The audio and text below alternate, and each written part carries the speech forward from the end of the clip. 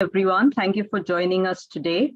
We are here to talk about social media influence and tobacco use today. 31st May was World No Tobacco Day, and with the growth of non-communicable diseases, tobacco is not just an important topic to talk about in general, but it's one of the biggest modifiable risk factors of lots of chronic conditions and not just cancer. People often think that it's only related to cancer, but it affects many other conditions, including diabetes, respiratory conditions, cardiovascular conditions, and more. And the important thing on tobacco use is it is something that is in your control. So if you are someone who's struggling with tobacco use, if you are someone who's a parent or a young person looking to either start or stop, this topic should be of interest to you. I will introduce our panel in just a second, but the reason we wanted to focus on social media is we've seen an increasing usage of social media to promote different forms and surrogate forms of tobacco usage.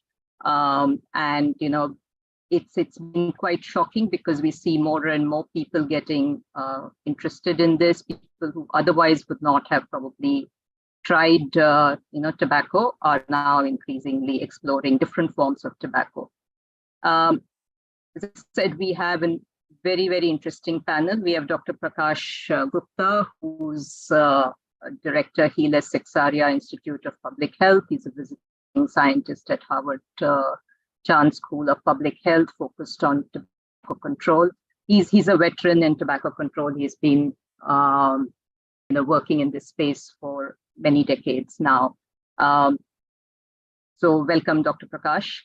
We've got Professor Monika Arora, who's a public health scientist. She's the Vice President of Research and Health Promotion at Public Health Foundation of India. She's also the President of the Global NCD Alliance, and she has a few other, roles that she encompasses in her, busy 24 hours per day.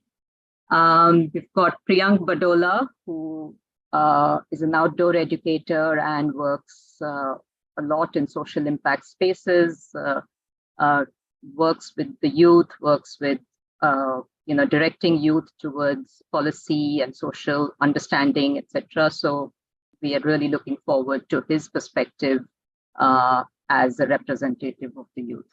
And I'm Aparna Mittal. I'm founder of PatientsEngage. And a quick reminder as well, for those of you who may not know, PatientsEngage is an online platform for patients dealing with chronic conditions, as well as their caregivers, to share personal experiences, information, learn from each other, and learn from healthcare experts. The real objective is to make better informed decisions. And we strongly believe that the more informed and engaged they are, the more empowered they will be. And the other thing that we really want to highlight is that no one should be in this, dealing with a condition on their own. They should know that there are others in the same space, and they can always reach out to us. You can contact us through our social media platforms, be it Facebook, Instagram, Twitter, LinkedIn, YouTube, or our website, www.patientsengage.com. Just a general guideline, this is not a medical discussion in any case, but even otherwise, the views expressed in this video or this webinar may not always represent that of the publisher and may only be of the panelist. So let's get started, because we have a lot to talk about. We see, Dr. Gupta, that there is a lot of discussion on social media. There are, social media is one more channel that is being used to promote tobacco use. But if we go a step back, what is the current incidence of tobacco use in India? Is it growing in general? And is the percentage of, tobacco use higher in the youth? Okay, thank you, Aparna. Yeah, the question about tobacco use immediately comes, what is the extent of the problem? So to understand the extent of the problem, we really think of prevalence rather than incidence. That is thought more in terms of cancer. So the prevalence, the overall prevalence, we have had Global Adult Tobacco Survey second round few years back, and that has given us the wealth of data about the use of tobacco. So if I say prevalence, more than 15 years old, the prevalence is 28.6%. But this number hides a great deal of diversity in it. Just to give you a few examples, how much diversity is there, men have 3 times higher prevalence than women, 42.4% versus 14.2%. 65 plus age group has 3.5 times higher prevalence than 15 to 24 years. That is 20% versus about 53%. Not educated have more than twice the prevalence compared to secondary educated. That is 39% versus about 15%. Rural population has 1.5 times higher prevalence than urban. That is 32% versus 21%. Smokeless type of use has twice the prevalence compared to smoking. This is 21%, 22% versus 10%. And variation among states are like variations in the countries of the world, ranging from 9.7% to 64.5%. So when we think of tobacco use in India, just one figure or one statement doesn't capture everything. It captures very little because, of course, hugeness of our country and diversity that is there in our country. And about the trend, yes, there has been a decrease from gates 1 to gates 2. There has been a slight decrease. So that's good news. But the decrease has not been consistent across all different stratum that I just said. So I think there is a lot of work that still needs to be done so that we get the decrease that we want across different strata of the society. Right. And what are the segments where we are seeing an increase? I know you said overall there's a decrease, but it's not as much as there is globally. But what are the segments where we are seeing are there segments where we are seeing an increase? Those are more based on sort of individual observations, individual surveys, and individual work rather than national observations. But clearly, what we are seeing is an increase in among young girls. There it is much more problematic, much more worrisome. And one indicator of this is that the ratio of prevalence among boys and girls is now much more towards balanced side than ratio of prevalence among men and women. And clearly the prevalence among women are increasing. They are experimenting more, and even for cigarette use, it looks like girls are using now, experimenting more with cigarettes than boys. And the other problem, of course, e-cigarette, I think we will talk about later on. That's a newer problem, and that is also an emerging problem. Right, right. And I know you talked of, you covered most of the tobacco products and which ones are higher, etc. From a risk perspective, would you want to talk about the difference between the various types of tobacco, between a pan masala versus a flavored betel nut or supardi versus a gutka versus cigarettes or e-cigarettes? Is there any understanding or awareness on the risk risk impact of each of these? That's very interesting. Yes, India is a very unique country in the sense of having a huge diversity of tobacco products. Even for smoking everywhere in the world, it is cigarette mostly. In India, it is cigarette, but also there, very huge industry, we all know, cigarette industry, but also bidi, which is more than cigarette. And then in the individual specific areas, there are other products also, like in coastal areas of Andhra Pradesh, we know, and Odisha, there is a product, chutta, that is common. In some areas, there are clay pipes that are common. So there is a huge variety. And in smokeless tobacco, the variety is even higher. As you said, there is a gutka, which is basically pan masala mixed with tobacco at factory level. But since gutka is banned, now they are selling pan masala and tobacco separately. The most popular product in gaining, because it is so simple to prepare. It is a user prepared product. They take small amount of tobacco and a slash of slaked lime and rub it in the with the thumb and in the palm. And anywhere you look in India, especially in the sort of rickshaw drivers or watchmen of the building, you can often see them doing this activity, and they are all making canny and using them. So canny is really, and it's very cheap also, because you only need tobacco flakes. So that is about the most prevalent tobacco product in India. But there is a huge spectrum and a specific product common in a specific area. For example, in Maharashtra, it is mishri. Somewhere in Gudaku in Jharkhand, in Chhattisgarh, and in part of Odisha, and that is a gul, which is there in some parts of Bihar and other places. So there is a huge spectrum. And the point to remember is that none of the tobacco product has been shown to be a sort of a harmless. Not only it is not safe, it is not harmless.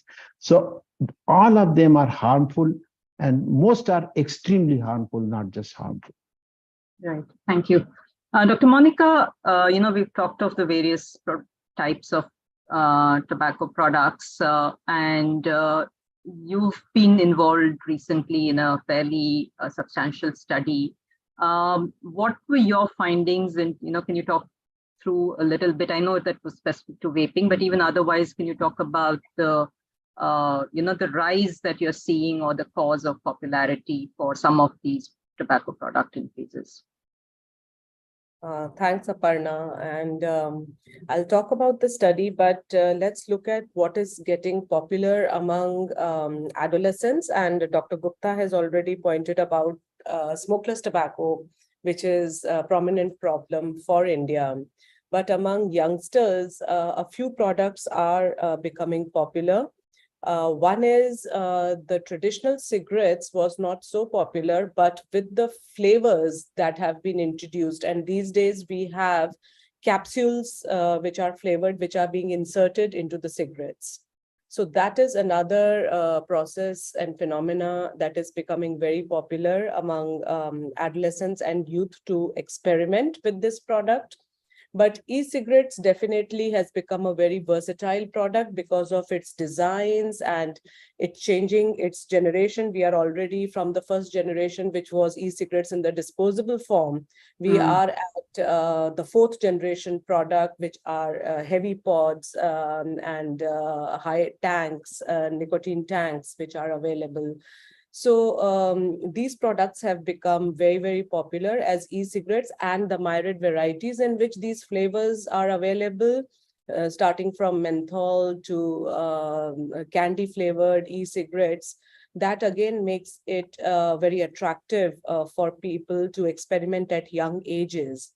And then there are hookahs and e-hookahs, which have also become very popular and very easy accessible at every nook and corner in cities.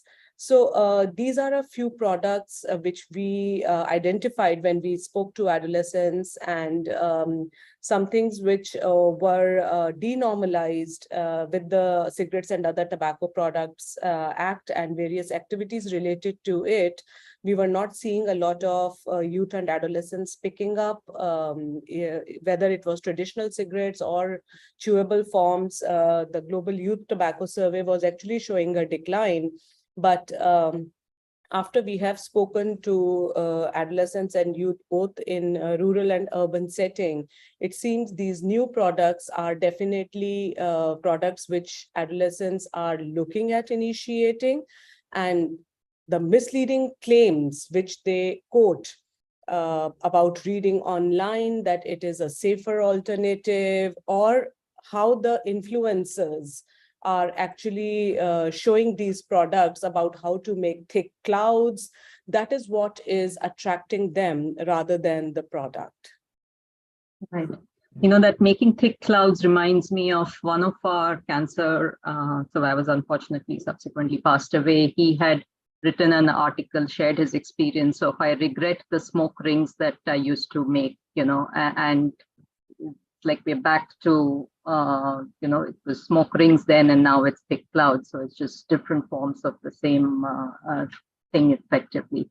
What are the current, I know you talked of the act, which was there, Monika, on the Cigarettes Act, but what are the current regulations on tobacco marketing and advertising? So under the Cigarettes and Other Tobacco Products Act, we have a complete prohibition on direct and indirect advertising of all tobacco products. And this also has the clause of having tobacco-free film and TV rules. So which means that if there is any kind of advertising or promotion or a scene which is depicting tobacco use, there have to be prominent warnings. First of all, there on screen, there cannot be any brand endorsement or exposure to brand. There cannot be zoom ups to the brand, which were earlier seen in Indian movies. There cannot be glamorization of tobacco use on screen. And if at all there is a need for the character to be shown smoking, then there has to be editorial justification and certification given by the Central Board of Film Certification. There have to be static warnings when the scene is being shown on screen that tobacco causes cancer. There have to be disclaimers, as well as there have to be audiovisual warnings displayed before the movies and run in the interval. So this was being followed in all the movies which were released on theater. However, we are seeing violation of those legislation, particularly by the smokeless tobacco brands, because they are using brand extension. So having a smokeless tobacco product in the name of a particular brand, but having an equivalent of the same brand as a pan masala. So they are advertising as pan masala and declaring 0% tobacco. So that is a violation of the Section 5. So we are seeing there is advertising that is happening through brand stretching, which is in direct form. And also the tobacco-free film and TV rules, but not being applied to the streaming platforms, which was over-the-top programs, which were being beamed into the country. And the government has recently come up with legislation even to regulate those programs. And do these regulations extend to social media as of now, or not yet? Not yet. So as of now, it says anyone who's a publisher of the online curated content. So these do apply to the programs per se in terms of movies and web series, etc. But how this would extend to social media, that is the social networking sites, we'll have to see, because it does, that is also online curated content actually. Right. And I would just add one comment. Sure. Excellent exposition by Monika. Just one comment for surrogate advertising. She said about pan masala. Not only pan masala, we know now that they are advertising elaichi, cardamom, which is a very, our substance in our kitchen, used every day. And all the celebrities, huge celebrities, film and cricket celebrities are being used to advertise that. And the interesting part is that you can go and ask any vendor who sells this pan masala and gutka for elaichi of that brand. You will not find. We have tried it. You don't find those elaichi being sold at all. But pan masala of the same brand is available everywhere. So that clearly, establishes the extent to which they are going for surrogate advertising. Thank you. Even on their social media, you will find, if you look at any of these brands, they have extensive pages on social media talking of only elaichi, Yeah. And one more thing, I think if I remember right, e-cigarettes was fully banned in India, right? Professor Monika? Yeah, it's manufacturers, sales, storage, it is completely banned. Right. So Priyank, as somebody who represents the youth, and you're carrying the whole burden of youth on yourself on this panel, but are the youth aware of these regulations? Everybody knows that smoking is injurious to health will come on a film, but beyond that, are they aware that e-cigarettes are fully banned, or what is the meaning or implication of this surrogate advertising? Right. I mean, we have all, our generation has grown up seeing those advertisements right before the movie is being played, or even, on a regular commercial television. But honestly, if you go out there and ask anybody about COTPA or any of the regulations, like none of the youths are aware of what actually is the law, what are the do's, are the don'ts.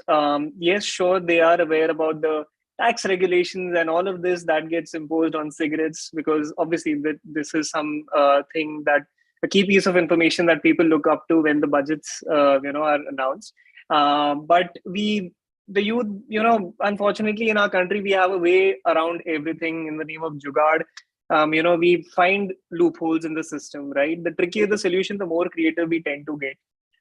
So that's basically how things are. And honestly, for youth, the cultural capital of smoking a cigarette or any tobacco product has always been associated with the mechanism of coping up with stress, peer pressure, or just wanting to be included in a social setting. Given the agency that the youth of today have, they absolutely have all the freedom to choose their beliefs, their ideologies. Whatever they feel right, they will do it, no matter what science says that a product is carcinogenic or causes harm to a much greater level. That really doesn't change the impact or the usage to somebody for whom if they don't smoke a cigarette, they might not be able to get through the day, right? So for them, the the ease, the convenience supersedes anything else. And these laws and regulations need to be communicated in a language in which the youth basically understands the most, right? So I would say that there is still a long way that we need to go in terms of communications and making these regulations available to the youth especially. So question for you again. So what would be, and maybe this is a question at the end, but since it's in the flow right now, what would be a more important from the youth's perspective, the understanding the regulation or understanding the health impact? Right. Like I mentioned earlier, right? Like health impact is something that we all are aware of. It's not that nobody knows, that it's harmful or it'll do any benefit to your health. I think that understanding is there, but the acceptance is not there, and I really don't think it will come. However, like I mentioned, that even us who are on the other side of this entire journey, we need to re-look at things from a perspective and communicate it, in the way the youth needs in today's day and age. I mean, sure, social media is on an all-time high. Everything is going viral. There are hashtags and whatnot out there. And as we mentioned, earlier, that yes, there are influencers because of which people get carried away and do certain things that they have to do. But why can't we look at it in another way? That why don't we use the same platform of social media, of advertisements, of using celebrities themselves, right, to promote promote the messaging of, hey, this is something that you should not be doing. So something as simple as that, right? A very large scale campaign needs to be done, because I know that a lot of lobbying and money is involved, and that's the reason we have these big names promote these brand in terms of surrogate advertisement. That is something which is very huge. But why can't there be a program or a campaign over a sustained period of time where we use these big names, these stakeholders, to have a dialogue with the youth, around these topics. We've had programs like, ban on single-use plastics, save water, wildlife conservation. I mean, those two were bigger issues as well, right? And it took a while, but things got better, right? Because the entire team came together, the pedals were really pushed, stakeholders collaborated, we had government backing, and we now see a difference, right? So I'm sure that if a similar campaign is done, then things can definitely get back on track, and at least the youth can be more aware about the impact that something like this can have on them. Thank you. Dr. Gupta, you talked of film celebrities and sports personalities now doing surrogate advertising. They've always done it, but I guess it's a bit more prominent recently. As part of the work that you've done throughout your career, have you kind of understood why they do this and what makes them, especially when it's sports personalities who, are so well respected and are expected to promote healthy lifestyle? Well, like everything else in life, I think it's a bit it's all a matter of give and take. So they obviously are getting things. It's not just a question of course, money can exchange hand, but in addition to that, there are a lot of other things, favors that they may be getting or favors that they will be doing. And because of that, they have to accept such requests. But we do not know that. I think we are completely bystander. We have absolutely no idea. And these are such confidential matters that there is no way we can go to either companies and ask them to open their books, their account books also, or their other books, or look at the contracts of the celebrities. How do they do that? So that is a sort of a completely this area. We can blank area, but we can only gauge things from past experience.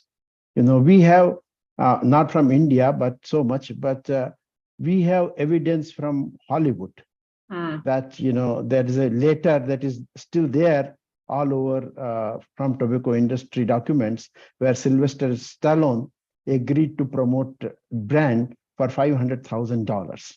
And there is a list of films on Philip Morris website in its secret document.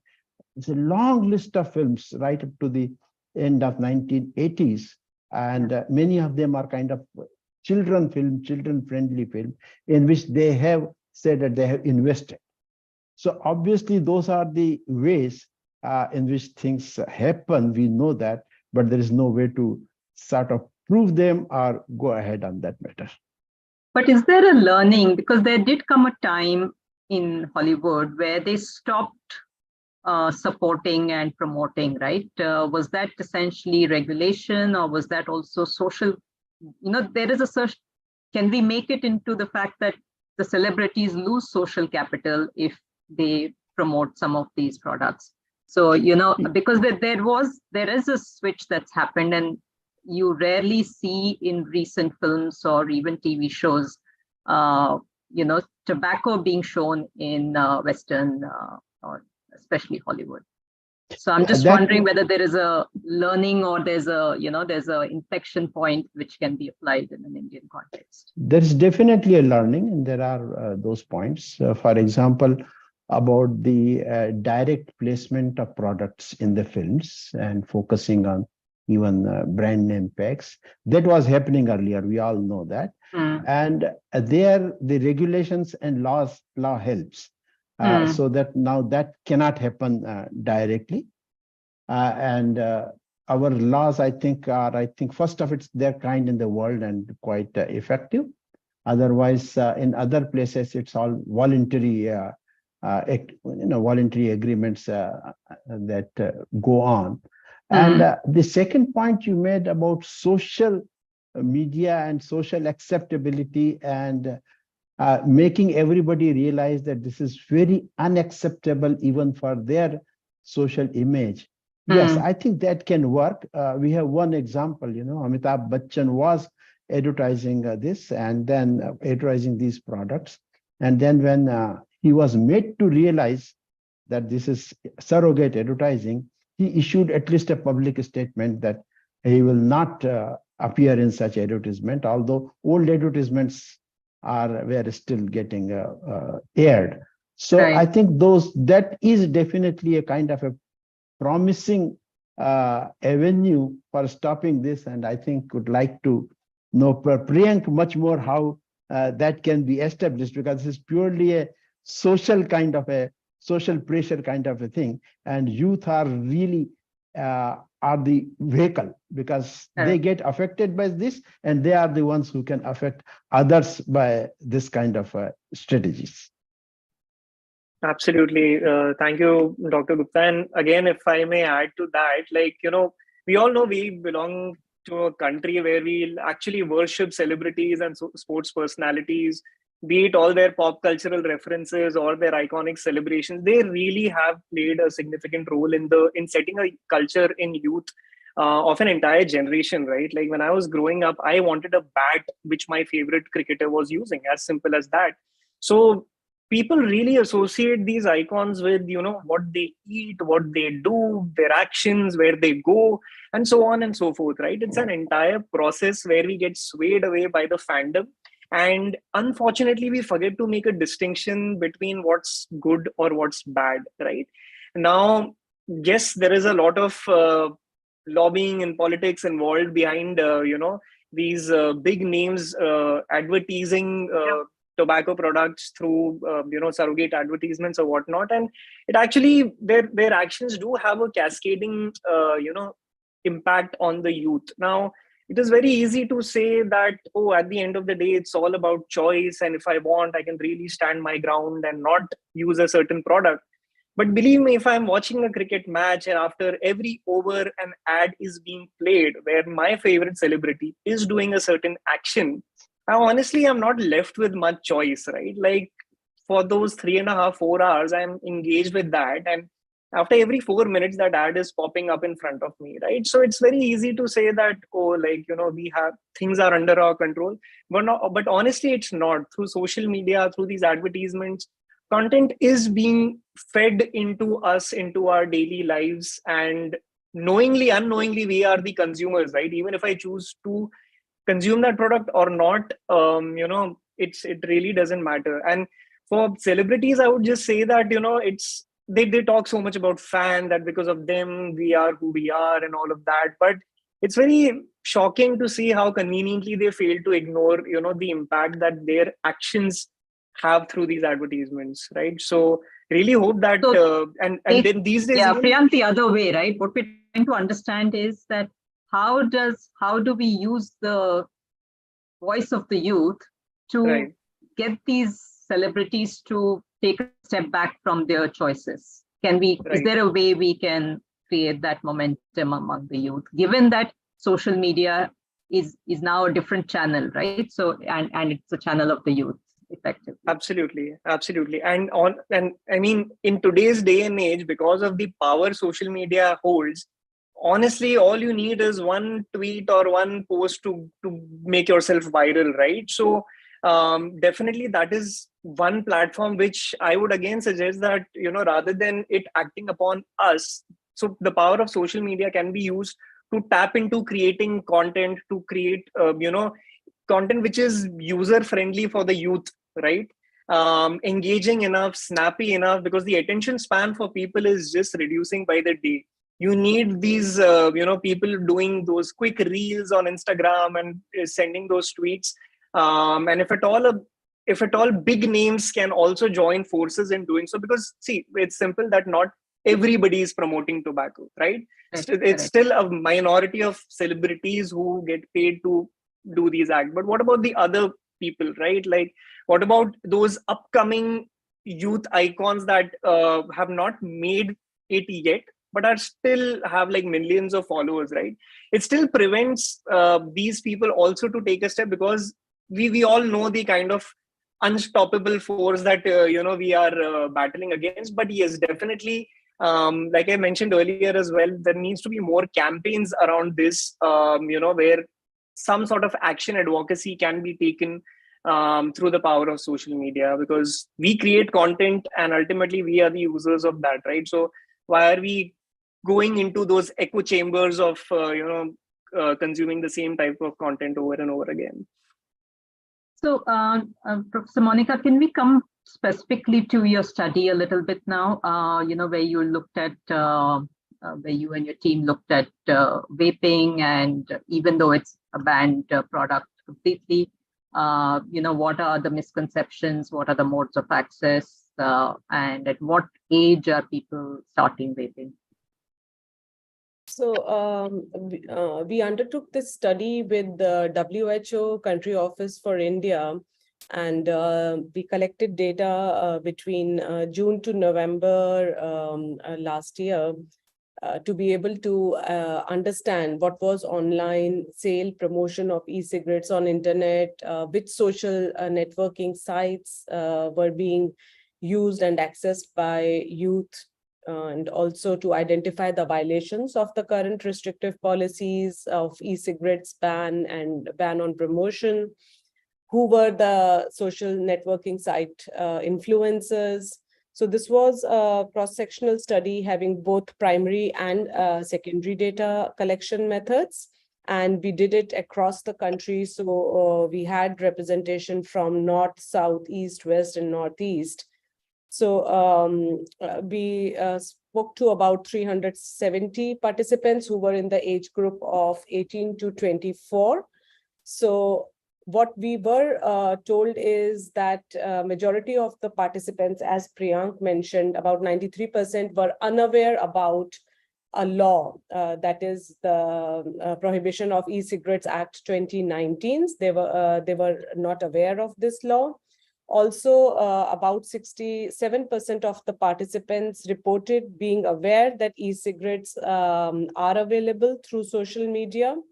And Instagram was identified as the most popular social networking platform for promoting e-cigarettes.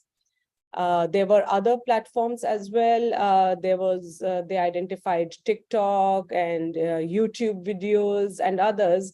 But because that was the most prominent, Instagram, we investigated that further.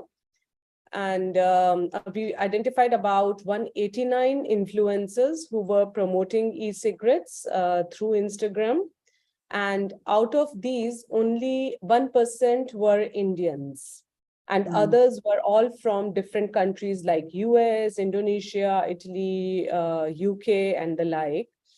Most important was that these are all cross-border advertising as well as marketing, because these 90% of these influencers were micro influencers, which means they were having followers between 1,000 to 100,000. And about 8% were macro influencers, having a fan following of 1 million followers. And 2% were mega influencers. And very clearly, when we looked at and did a content analysis of their last post, whatever was their last post, it positively portrayed e-cigarettes. That is, the messages were, it is trendy, cool. They were advertising flavors, hedonic value being attributed to e-cigarettes, featuring it as a cessation aid and cost-effective also. Also, there were 83 e-cigarettes stores, which is the stores, which were actually selling these products in India, again, which is prohibited by law. So definitely there is a complete violation of the sale ban, promotions ban. Also, when we looked at the flavors which were available on these e-stores, so fruits, desserts, candy, these were the prominent flavors. Also, youth felt that because why they are using these products is they are hearing it is harm reduction, or during our focus group discussions with some of the school students, actually, we were told that because parents have switched over from the regular cigarettes to e-cigarettes, thinking it is harm reduction, so it is easily accessible at home, and they can also order online as parents are doing. So there are misconceptions definitely which need to be busted. And then in addition, we have these promotions happening through influencers.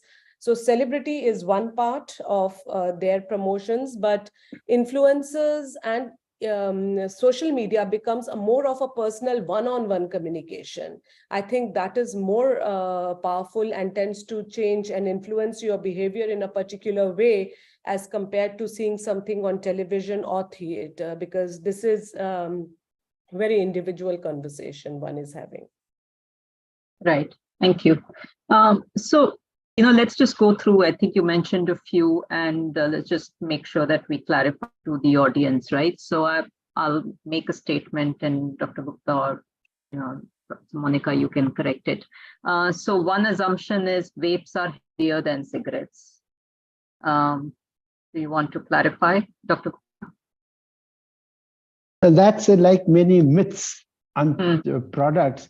This is one of the myths that vapes are safer than cigarette. First of all, the entire nomenclature is completely wrong, because by no means cigarettes are safe.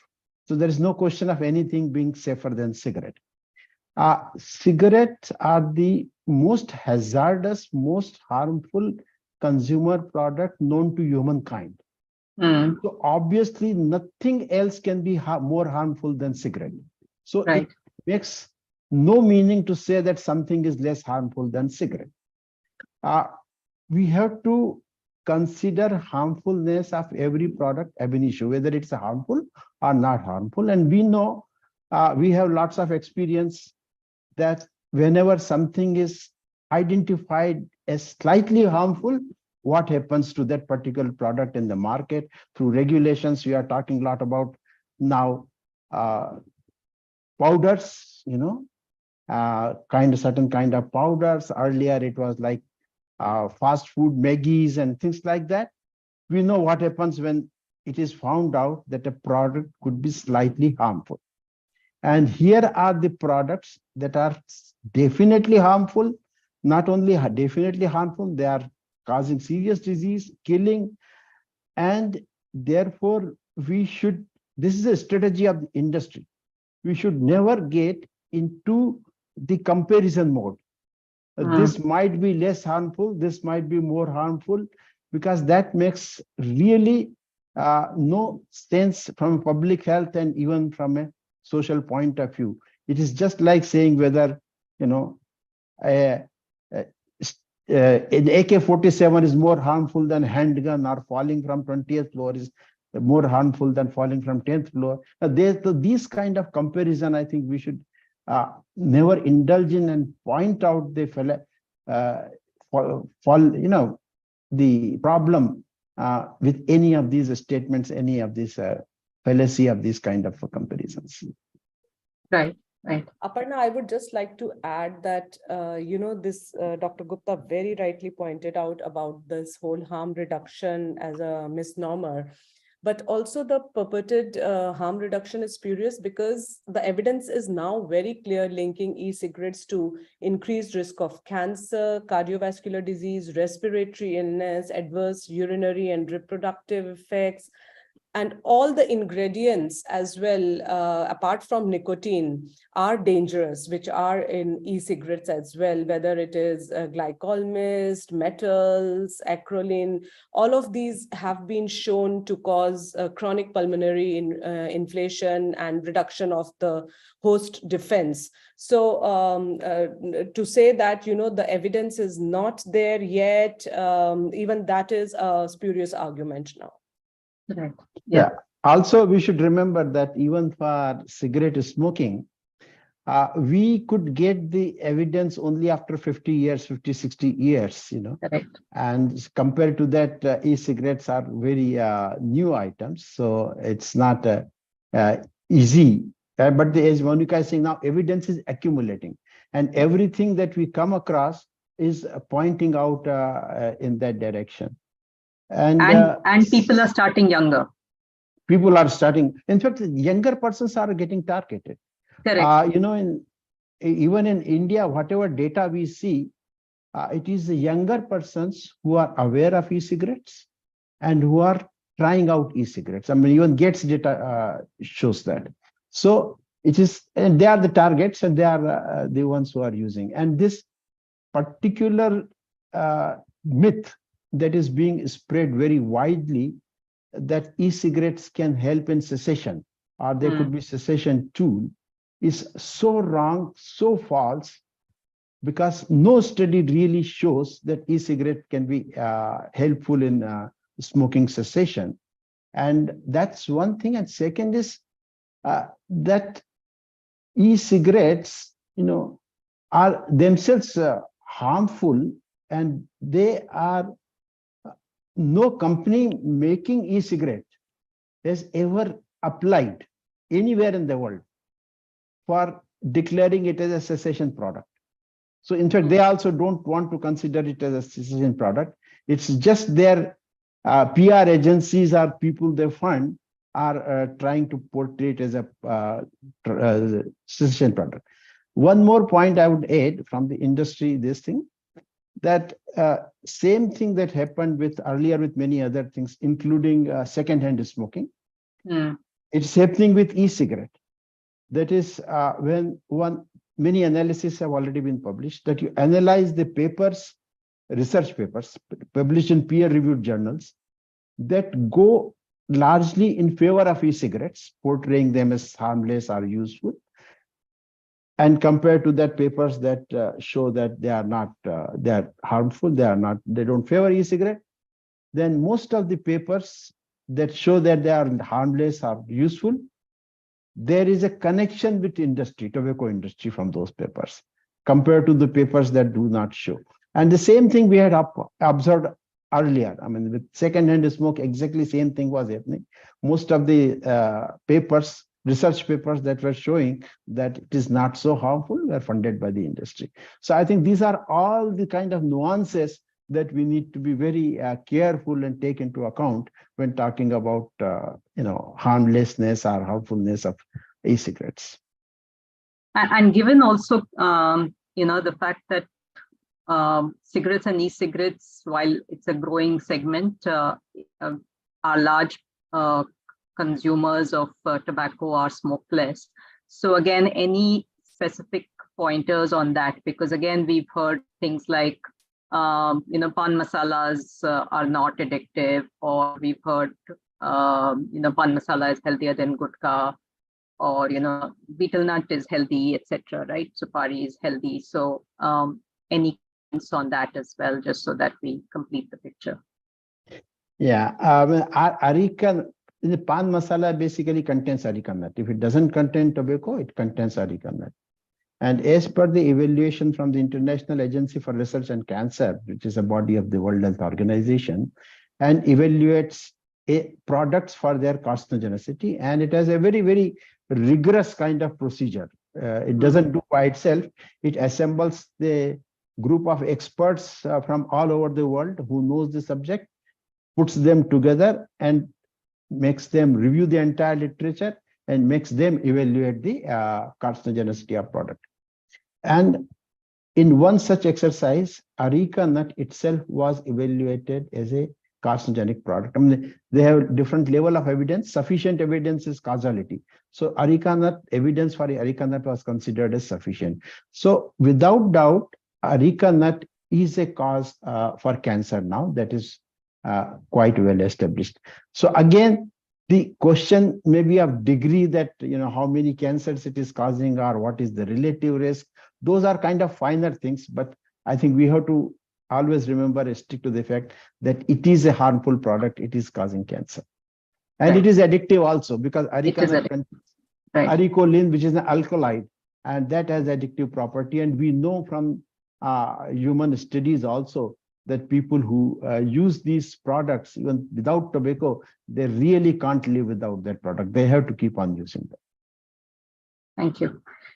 So I think we'll come to the last question to each of you.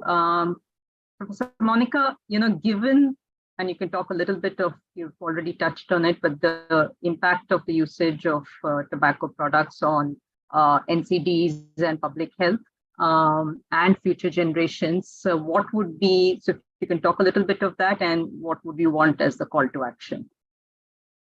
So if we look at non-communicable diseases, the key ones are cardiovascular diseases, diabetes, respiratory illnesses.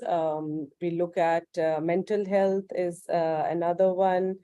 So if we look at the 5 diseases, tobacco is a cross-cutting common risk factor. And again, in terms of not just association, it has a causal impact. So these are tobacco attributable diseases. And if we look at even the top diseases, then tobacco is attributing to the burden. So on the global burden of disease, it ranks, I think, on the 6th position as contributing to morbidity and mortality. So something which is very well established, tobacco, whether it is in the form of smoking, smokeless, it is attributing substantially to both illness as well as deaths. Coming to talk about the health cost, it imposes substantial burden, at least in our country, to the health cost. Also, in terms of social impact, it has been related to all the SDGs, whether we talk about hunger, we talk about poverty. This year's World No Tobacco Day theme itself was grow food, not tobacco. So a lot of food security issues are related to it. Environment is another major it adversely impacts the environment, whether it is agriculture of tobacco, which impacts soil quality. Curing of tobacco requires putting down trees, cutting of trees. Curing tobacco requires wood. So it is impacting environment. Then the cigarette butts, smokeless tobacco sachets, how they are environmental hazard. So all these can again be substantially addressed by legislations which are through Framework Convention on Tobacco Control. India has COTPA, it has the Prohibition of E-Cigarettes Act. So e-cigarettes would be not seen as a tobacco product, but nicotine, which again we have earlier talked about, has health impact on very similar to what we have seen for tobacco.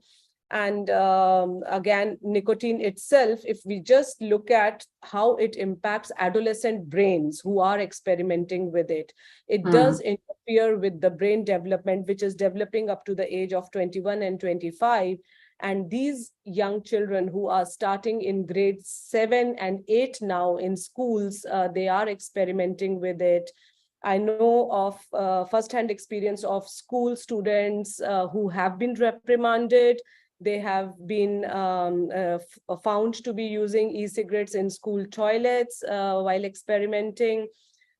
Because there is a legislation, they are reprimanded. I would only request that we need more campaigns, because these young children are being targeted by the manufacturer and the industry. So it is very important we have appropriate campaigns to inform their parents. We have campaigns and awareness to inform the school teachers about how to help them not get attracted to these versatile products being promoted for the welfare of their manufacturers and nobody else. Thank you. Thank you. I'll come to you, Priyank, first. So, as representing again the youth, what is the call to action that you would want to initiate or have initiated so that we can move towards a no tobacco country? Right. Honestly, tobacco, not in nicotine, given that e-cigarettes. right. Honestly, it's more than just one call to action. There is a lot that needs to be done.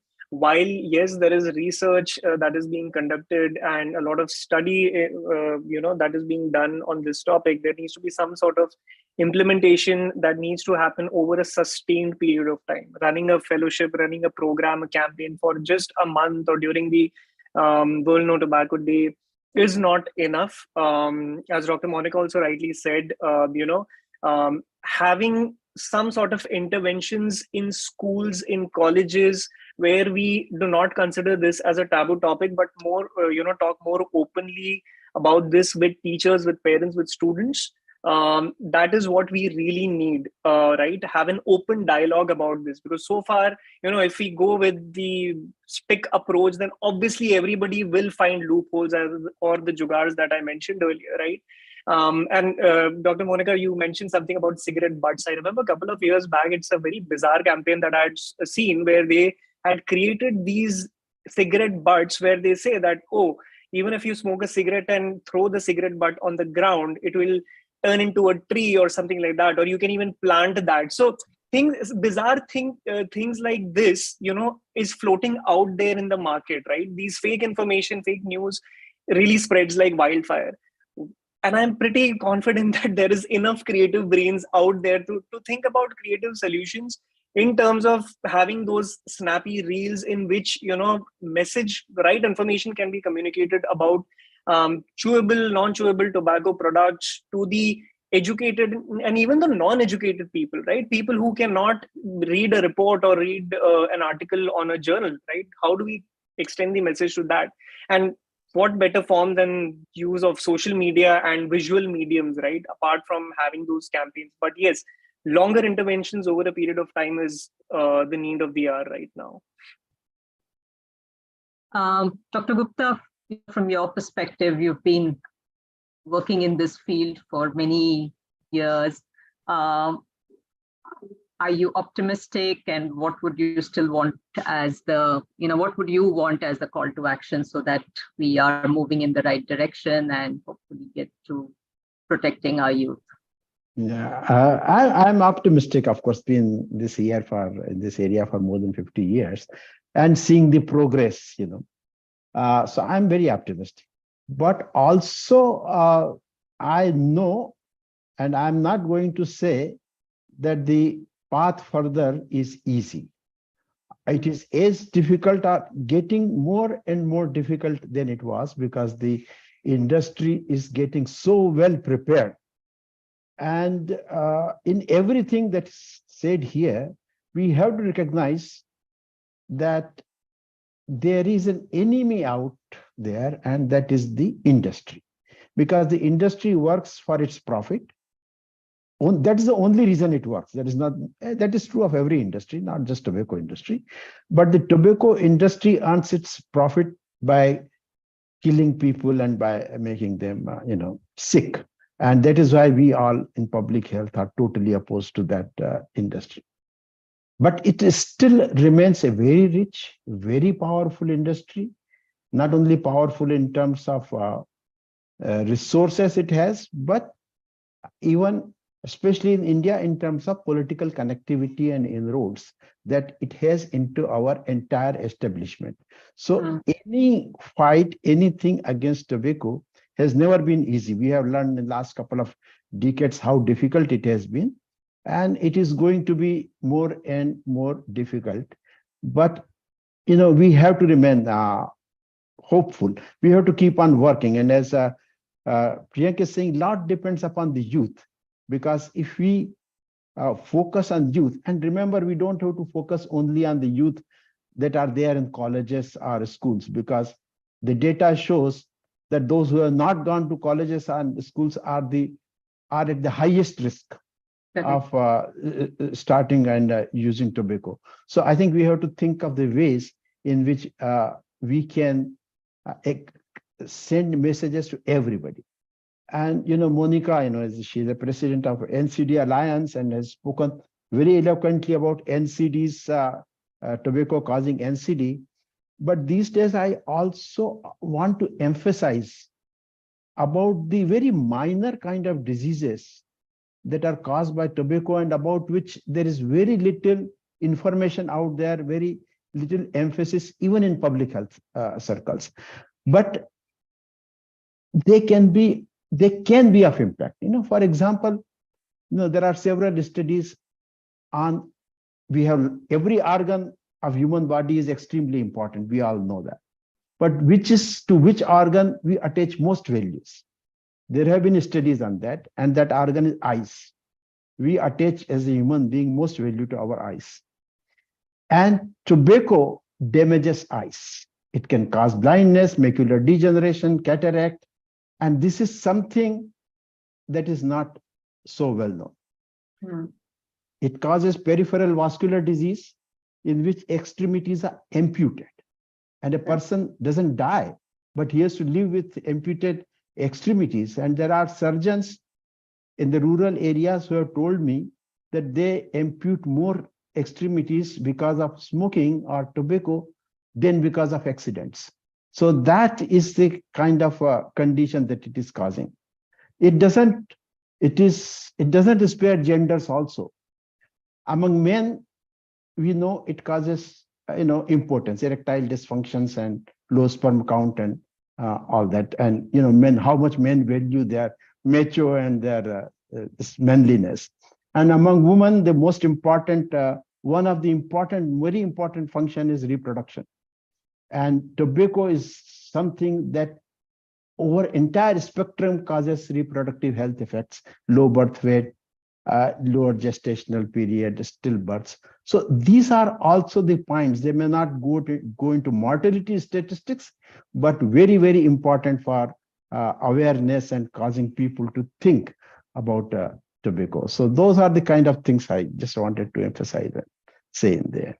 I think on that, thank you. On that sobering note, I think it is very clear that, all forms of tobacco are harmful and there is no benefit to any of them. There is no less harm, to any of them. So I think we must also recognize that because the industry works the way it does, nicotine, tobacco, both are very addictive, as well as even things like areca nut. So cessation is tough.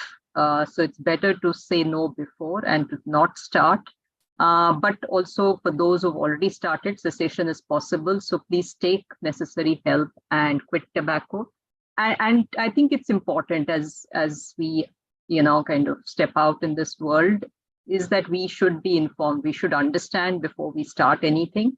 We make choices about eating something, about buying something. We should make sure that we know what we are consuming. And, there is information out there. You can reach out to us. You can reach out to the platforms that, Dr. Gupta and Dr. Monika support.